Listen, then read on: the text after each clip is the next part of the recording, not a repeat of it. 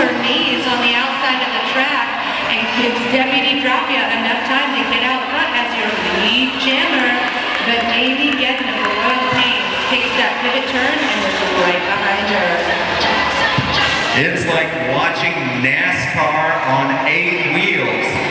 Deputy Dropia moving very quickly. Amy Gedden matching her step for step.